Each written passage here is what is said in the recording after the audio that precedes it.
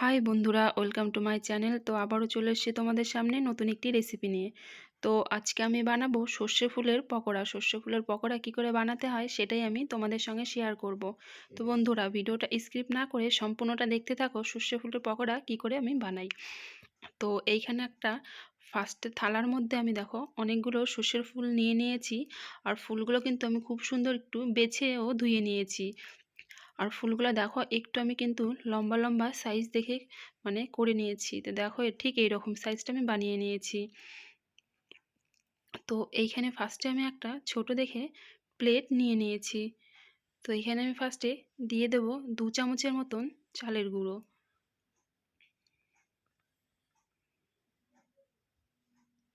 দিয়ে দেব 2 চামচের মতন বেসন,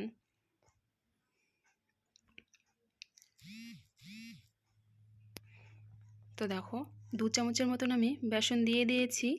দিয়ে দেবো সঙ্গে কিছুটা পেঁয়াজ কুচোনো। তো আমি একটা ছোট সাইজের পেঁয়াজ নিয়ে নিয়েছি, সেটা আমি খুব সুন্দর করে কুচিয়ে নিয়েছি। দিয়ে দেবো সঙ্গে হালকা করে আদা, দিয়ে দেবো হালকা মতন জিরে,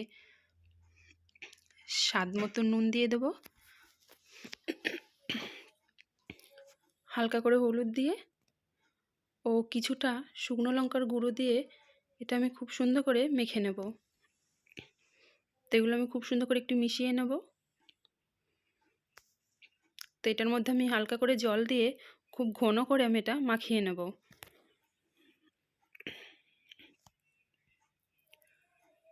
তো এটা কিন্তু খুব সুন্দর ঘন করে মাখতে হবে, একদমই পাতলা করা যাবে না। তো দেখেই বুঝতে পারছো এটা কিন্তু আমি খুব ঘন করে মেখে নিয়েছি। আর মাখাটা কিন্তু খুব সুন্দর হয়েছে, বলতে গেলে একদম পারফেক্ট হয়েছে। তো এইখানে দেখো ফুলগুলো আমি কিছুটা ফুল ঠিক এরকম করে নিয়ে নেব। তো দেখো আমি কিছুটা ফুল এরকম করে নিয়ে আমি বেটারটার সঙ্গে আমি এটা মিশিয়ে নেব। তো এরকম করে ফুলটার সঙ্গে খুব সুন্দর করে মিশিয়ে নিতে হবে। তো এরকম করে আমি 2-3টে মিশিয়ে রেখে দেব।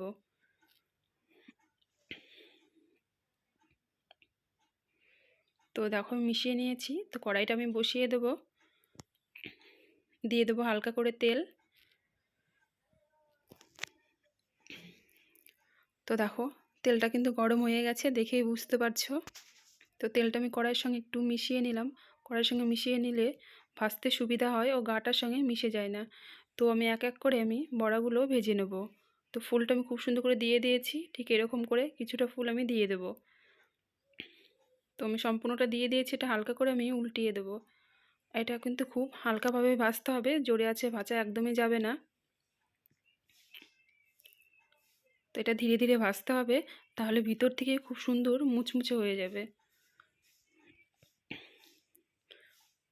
তো এটা আমি একটু উল্টিয়ে নেব। ঠিক এরকম করে দেখো আমি কিন্তু একদমই ধীরে আছে চপগুলো বানাচ্ছি।